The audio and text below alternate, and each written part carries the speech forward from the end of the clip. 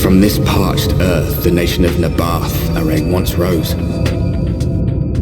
When I journeyed here, long ago, I spoke with a sun-weathered elder. He told me Areng meant majestic land in the language of his people.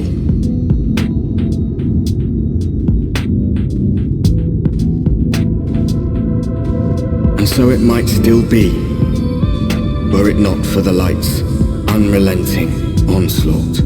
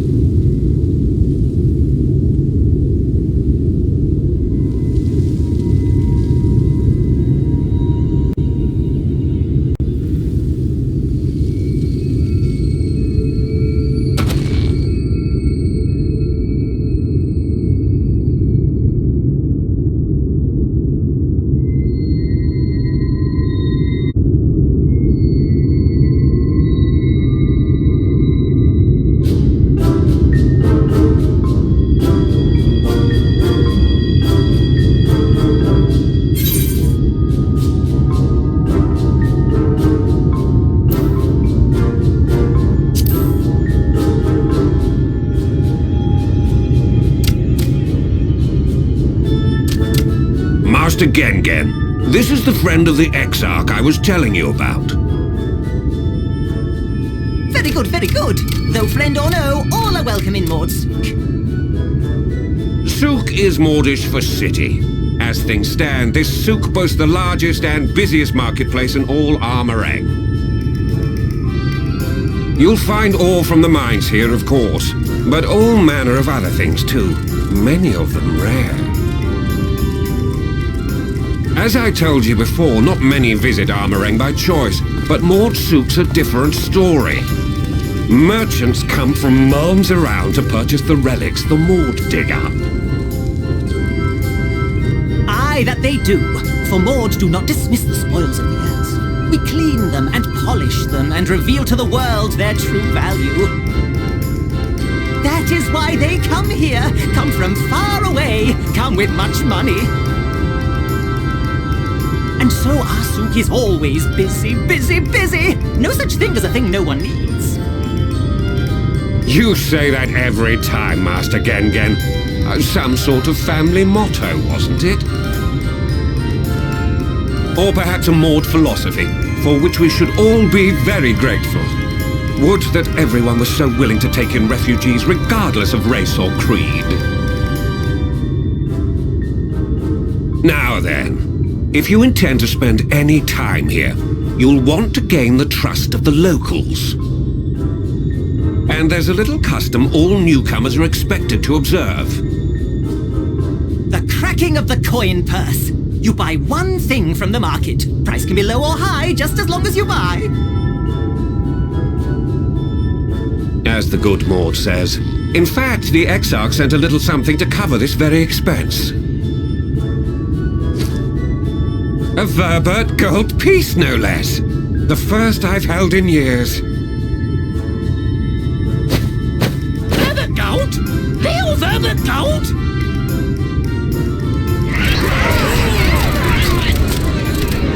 Here, newcomer, crack your coin purse with me. Oh no, you want my goods, newcomer. I have jars and pots all smooth and shiny. Over here! Come and look! You wait.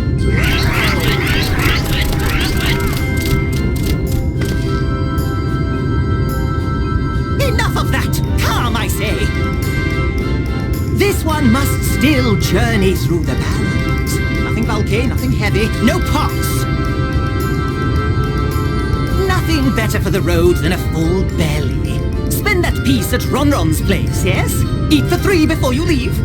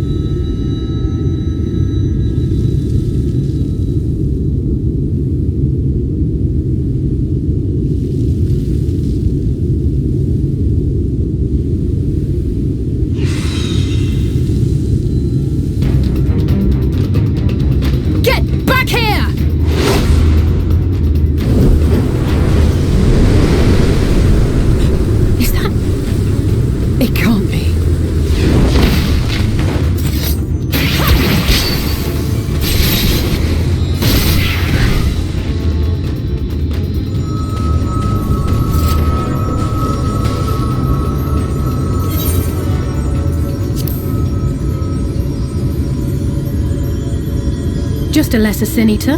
Nothing to write home about. I knew you'd turn up sooner or later, but I had been hoping for sooner.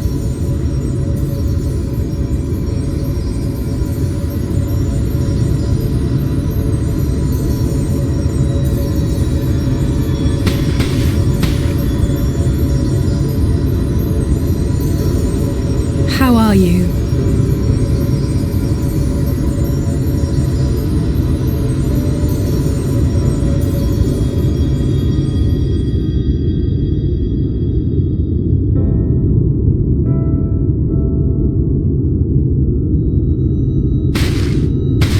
We fought them to a standstill then.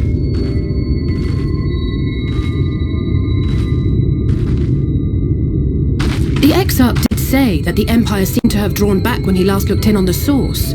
But without knowing for sure how fast time was passing there, I couldn't help worrying that a lot might have happened since then. I'm heartily relieved to hear that it hasn't, just as Alphino must have been.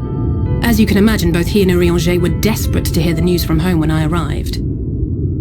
I haven't actually seen Thancred and Y'shtola yet, but they will have heard all the latest developments from the Exarch by now, or should have at least.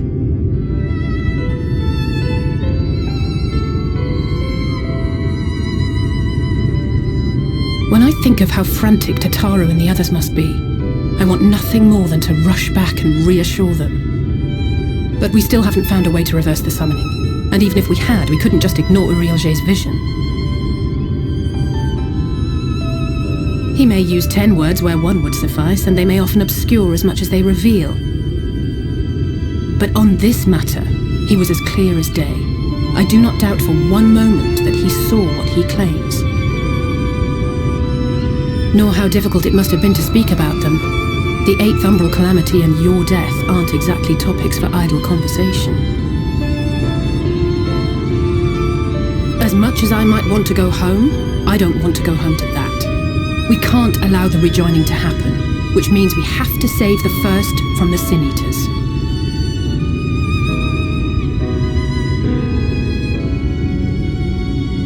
That great wall of white is a remnant of the Flood. 100 years ago, the balance in the first tipped decisively in favor of light. From that moment, it rose and swelled with each passing day, and then, without warning, it burst forth like water from a broken dam. A colossal wave of pure light, drowning everything in its wake. Only Norvrant was spared. For the most part, living things are composed of ether of various different aspects. But when exposed to such a flood, their etheric harmony is shattered, and their natural form breaks down. Then they either perish, or are warped into mindless abominations.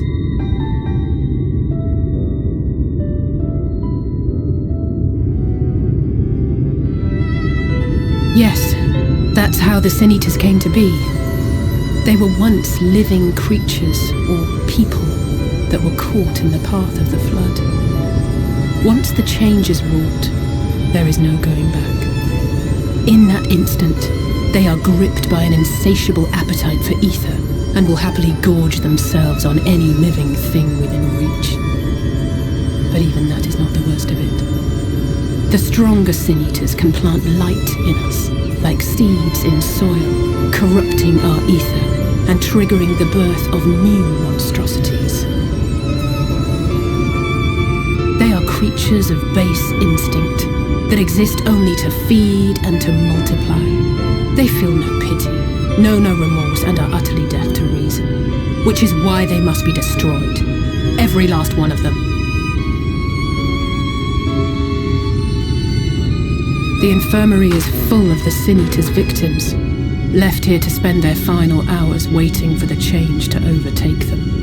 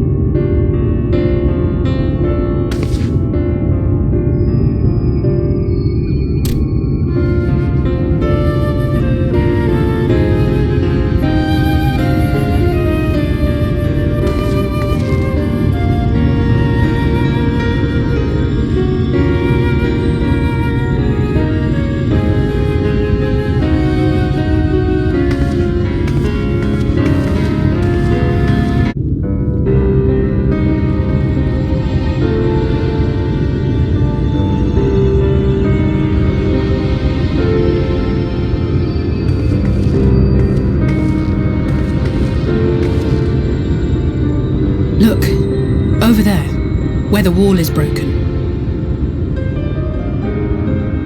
Do you see what lies beyond? That's what the land became after the light flooded in. An empty white nothingness. Life cannot exist in such conditions. The primordial light would wreak havoc on the body's etheric balance.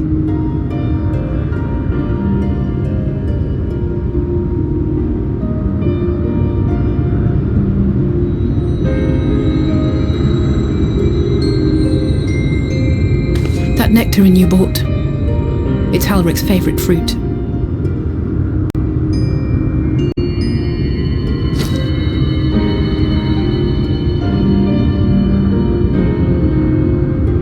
Most of the patients, Halrick included, survived the attacks of powerful eaters.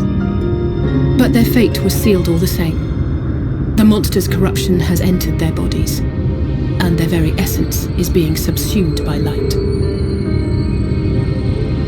The twisted state of the world itself just makes matters worse. Under normal circumstances, a person's ether naturally tends to equilibrium. But for these poor souls, the opposite is true. Sooner or later, every single one of them will turn.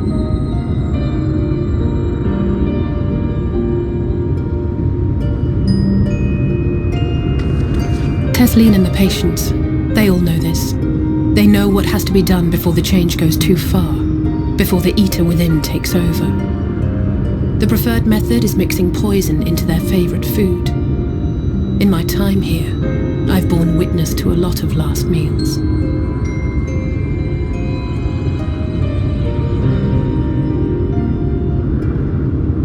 I feel just as helpless as before. No matter how hard I fight, it's never enough.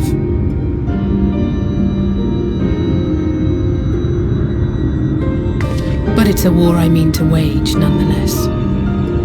Speaking of wars, do you remember how I made you promise not to leave me and then promptly collapsed? Well, let's just say I had a few choice words for the Exarch concerning the timing of his summons.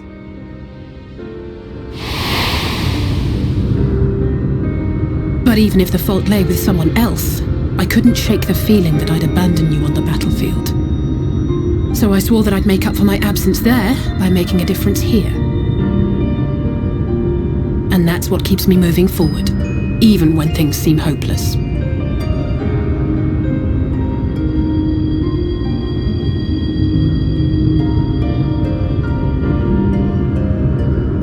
On which note, it's time we headed back. The longer we keep Tesleen waiting, the harder this will be for her.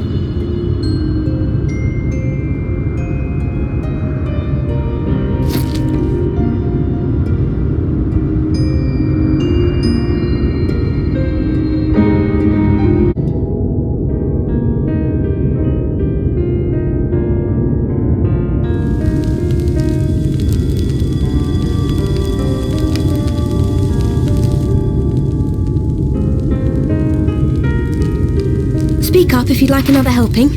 I made a little bit more than usual today. And you've added something special to the broth, if I'm not mistaken. Aye, well, it's not often we have visitors from the Crystarium, so I may have thrown in a few extra bits and bobs.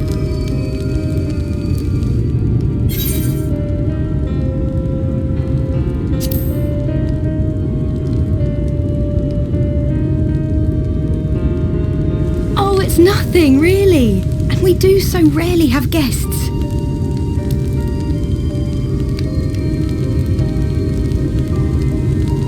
In a place like this, you learn to take what moments of happiness you can get.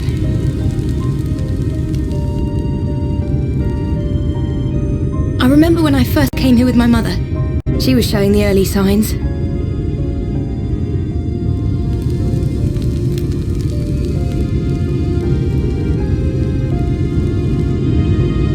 I knew there was no way to save her, but I just couldn't face what needed to be done. That's the way of it for most people. Why they travel from arms to stay here.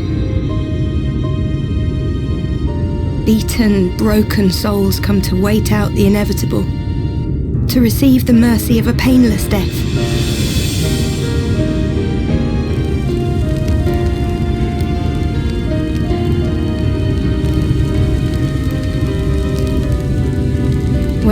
mother finally left this world, I was mad with grief, but also thankful that her passing was a peaceful one.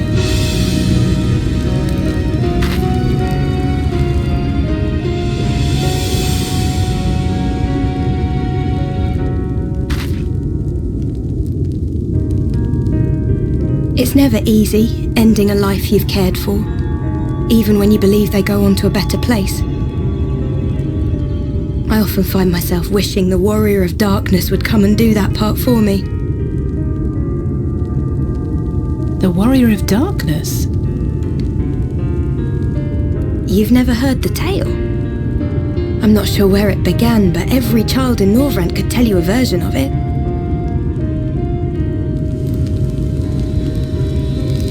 Warrior of Darkness, servant of death, take care of our souls at our dying breath.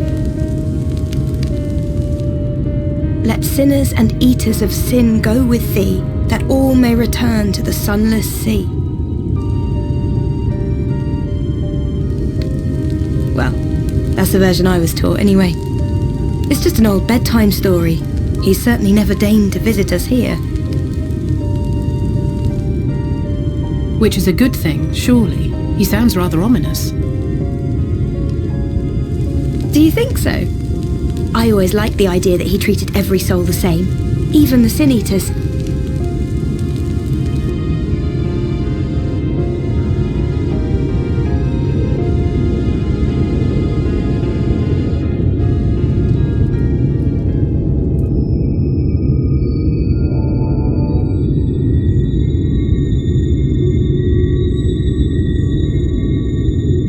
They're coming.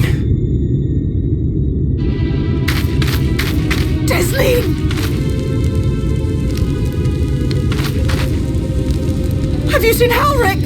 I swear, I only took my eyes off him for a moment.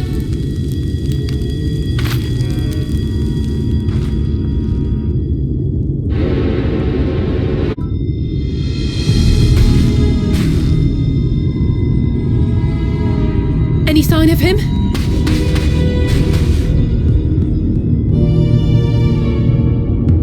No luck then. But he surely can't have gone far. We should keep looking. The Sin Eaters are out in force, and if we don't find him soon, you can be sure they will.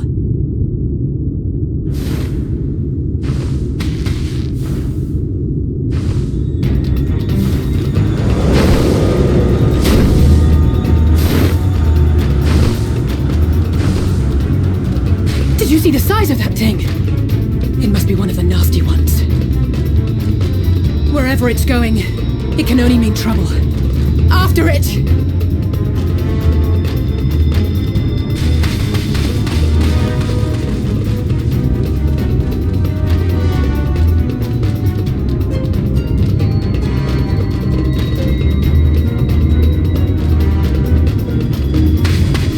There it is! Is that... Oh no!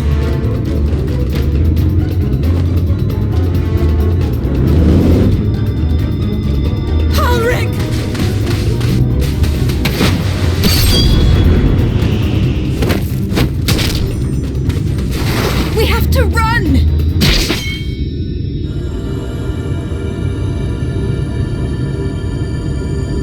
Tesleen! No!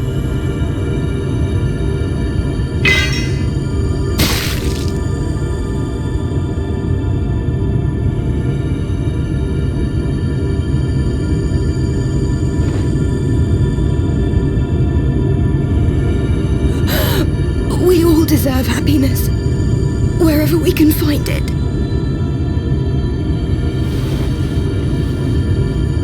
The time left to you is precious. No one should die in pain. Mother,